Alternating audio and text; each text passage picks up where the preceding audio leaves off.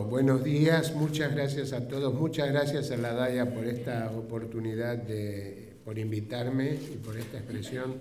En lo que a mí respecta, muchas gracias a todos los presentes por la presencia y por la paciencia, y muy particularmente a quienes fueron destinatarios, además de la invitación de la DAIA, de mi invitación personal, que con tan poca anticipación tantas personas pudieron acomodar sus innumerables ocupaciones importantes y, bueno, darme esta gratificación personal a mí de poder ver rostros tan amigos y tan queridos. Así que muchísimas gracias.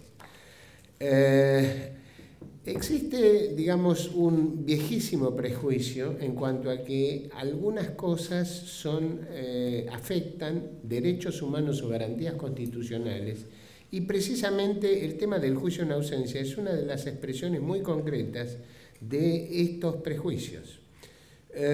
Hasta ahora yo nunca escuché un argumento de contundencia de por qué razón el juicio en ausencia es inconstitucional. Lo único que escuché son argumentos basados en la presunta autoridad de quienes invocan la inconstitucionalidad, pero nunca escuché un argumento bien concreto de por qué.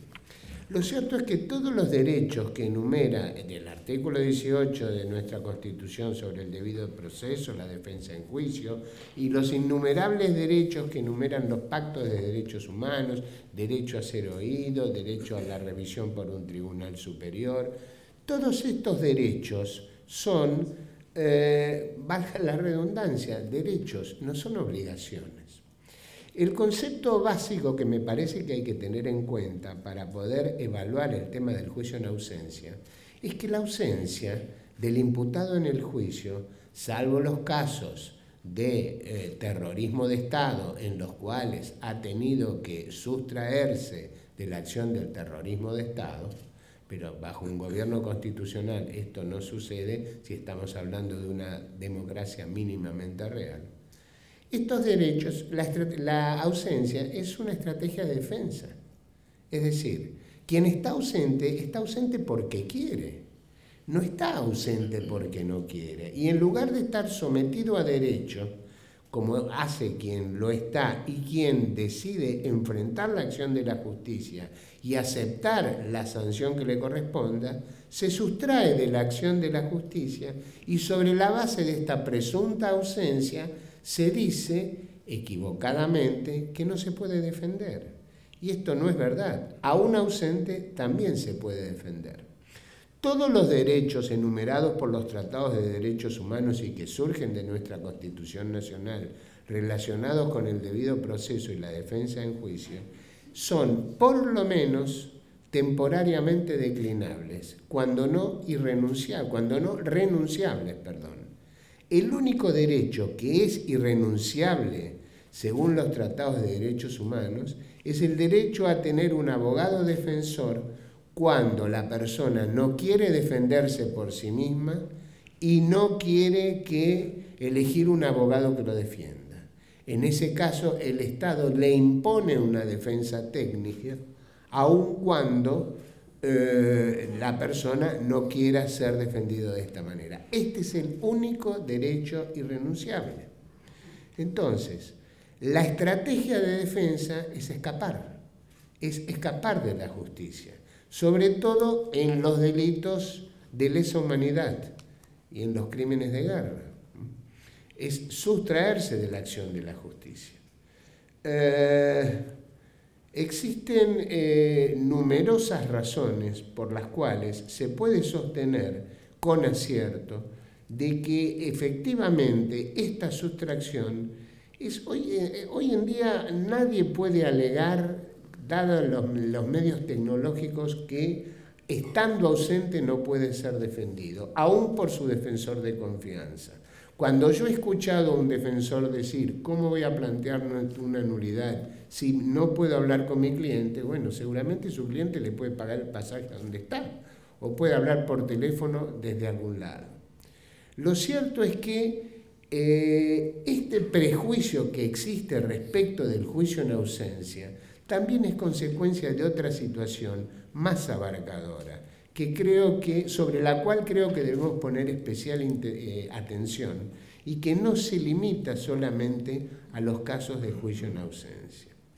En 1983, nuestro país, el Estado argentino, salía del terrorismo de Estado. En ese momento existía la necesidad de una especial protección contra las personas sindicadas, acusadas, imputadas, detenidas, procesadas y condenadas. Y es por eso que se realiza un desarrollo tan importante de los derechos humanos. Esas personas estaban en situación de vulnerabilidad. Hoy en día hay que examinar que han pasado una cantidad enorme de años desde entonces a esta parte y que en realidad ese paradigma ha cambiado. El centro de protección necesariamente debe estar hoy en las víctimas.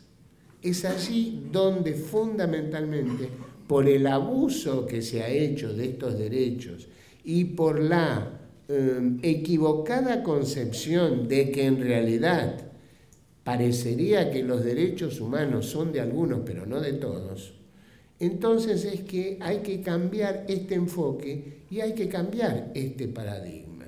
Fundamentalmente por esta base, los derechos humanos no tienen dueños y las personas que son sujetos activos de los delitos de lesa humanidad, que además, en el caso, digamos, y estoy hablando, por ejemplo, de los dos casos paradigmáticos que me vienen a la mente, que son el atentado a la AMIA, la Embajada de Israel, y los represores prófugos del proceso, del autodenominado proceso de reorganización nacional, que en este momento hay 75 represores prófugos. Recordemos que no hace tanto tiempo algunos escaparon del hospital militar. Entonces, este tipo de ley permite que por lo menos, no transiten cómodamente por el mundo, como si nada sucediera.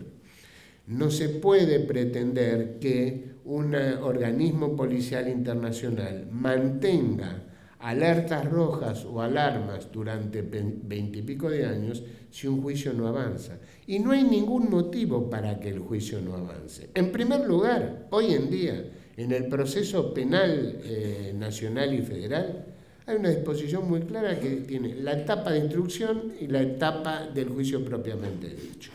La etapa de instrucción no se detiene. Y en la etapa del juicio sí se exige la presencia del imputado. Pero esto es solamente una disposición legal.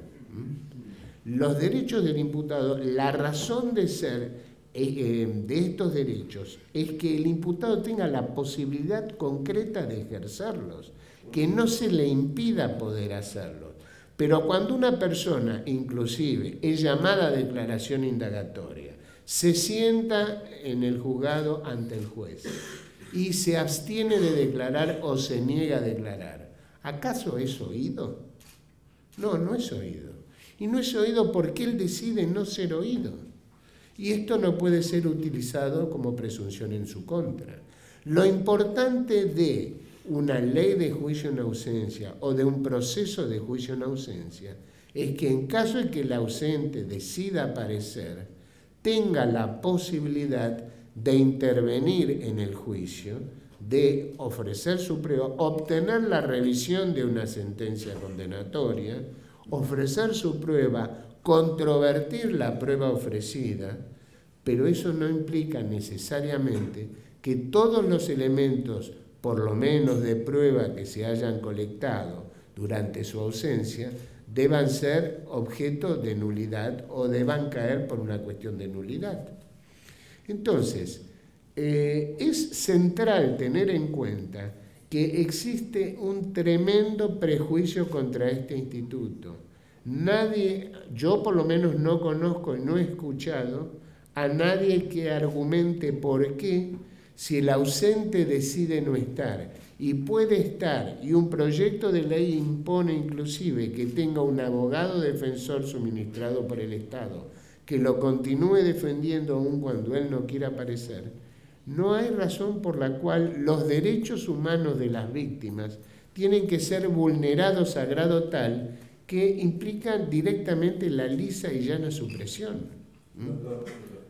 Muy bien, gracias.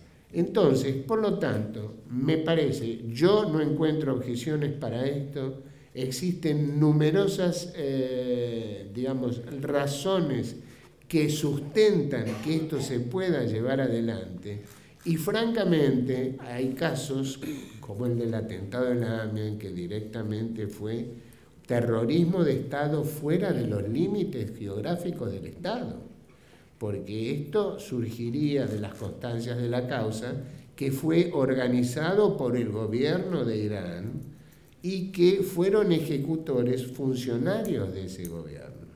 Entonces, quienes nos dedicamos al derecho, creo que tenemos que seguir batallando por algo por lo que yo suelo insistir mucho, que en definitiva, esta también tiene que ser una herramienta que sirva para demostrar que la fuerza del derecho a la larga termina derrotando al derecho de la fuerza. Muchísimas gracias.